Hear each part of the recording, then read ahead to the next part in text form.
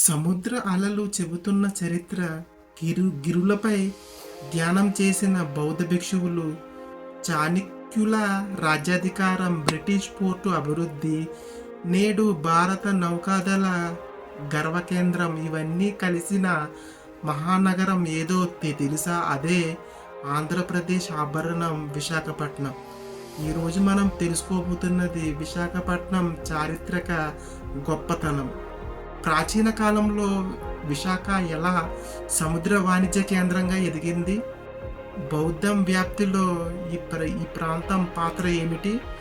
British కాలంలో port అభివృద్ధి ఎలా జరిగింది? ఆధునిక భారత రక్షణలో విశాఖ ప్రాముఖ్యత ఏమిటి? వాణిజ్య కేంద్రం విశాఖపట్నం తూర్పు తీరంలో ఉన్నందున ప్రాచీన కాలం నుంచే సముద్ర వాణిజ్యానికి ప్రసిద్ధి చెందింది. అరేబియా, రోమన్ సామ్రాజ్యం, దక్షిణాసియా దేశాలతో వ్యాపార సంబంధాలు ఉన్నాయని పురావస్తు ఆధారాలు సూచిస్తున్నాయి. ఈ వాణిజ్యం ఆంధ్ర ప్రాంతం ఆర్థిక అభివృద్ధికి బలమైన పునాది వేసింది. బౌద్ధ సంస్కృతి కేంద్రం విశాఖ చుట్టుపక్కల ఉన్న తొట్లకొండ మరియు బావికొండ వంటి క్షేత్రాలు క్రీస్తు పూర్వం కాలం నుంచే బౌద్ధ ధ్యాన కేంద్రాలుగా ఉన్నట్లు చూపిస్తున్నాయి. ఈ ప్రాంతం ద్వారా బౌద్ధం సముద్ర మార్గంలో ఇతర దేశాలకు వ్యాపించింది. వ్యూహాత్మక రక్షణ శక్తి నేటి విశాఖపట్నం భారతదేశానికి రక్షణ పరంగా అత్యంత కీలక నగరం. ఇక్కడే ఈస్టర్న్ నేవల్ కమాండ్ స్థాపించబడింది. ఇది తూర్పు సముద్ర తీర రక్షణకు ప్రధాన కేంద్రంగా పనిచేస్తుంది. కళింగ రాజ్యాలతో సంబంధం. ప్రాచీన కాలంలో విశాఖ ప్రాంతం కళింగ రాజ్యంలో భాగంగా ఉండేది. కళింగ సంస్కృతి, వాణిజ్యం, సైనిక శక్తి ఈ ప్రాంత అభివృద్ధిపై ప్రభావం చూపాయి. మౌర్య ప్రభావం. అశోకుడి కాలంలో కళింగ యుద్ధం తర్వాత ఈ ప్రాంతంలో బౌద్ధం ప్రభావం పెరిగింది. బౌద్ధ స్తూపాలు, విహారాలు దీనికి సాక్ష్యం. తూర్పు రంగుల పాలన. తూర్పు గంగ వంశ పాలకులు ఈ ప్రాంతాన్ని పరిపాలించారు. వారి కాలంలో దేవాలయ నిర్మాణం, వాణిజ్య అభివృద్ధి జరిగింది.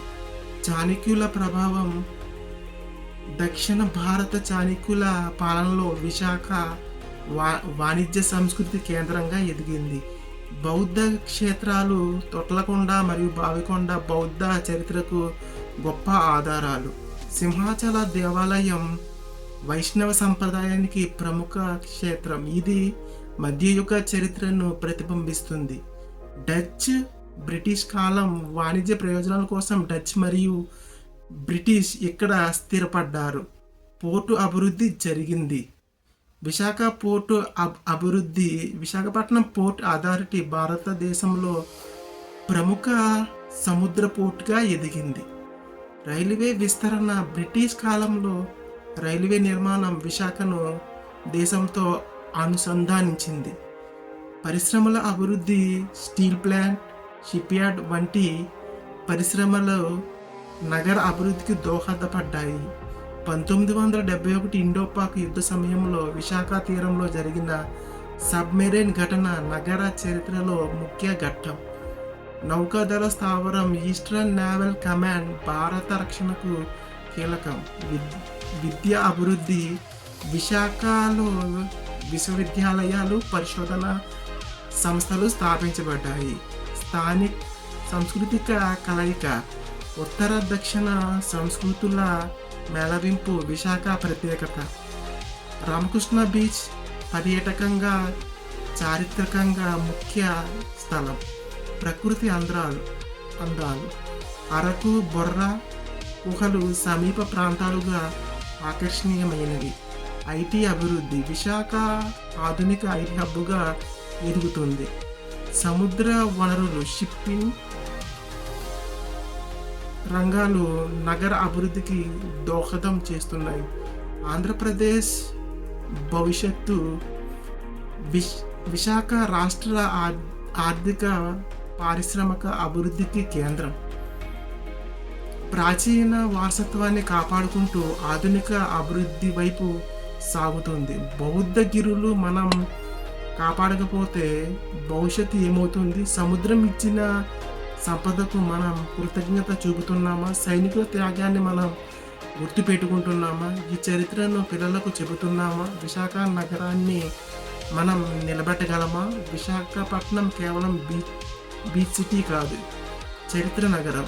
బౌద్ధ క్షేత్రాలను పరిరక్షించాలి, సముద్ర వనరులను జాగ్రత్తగా ఉపయోగించాలి, చారిత్రక ప్రదేశాలను అభివృద్ధితో సమన్వయం చేయాలి, యువత చరిత్రపై అవగాహన పెంచుకోవాలి.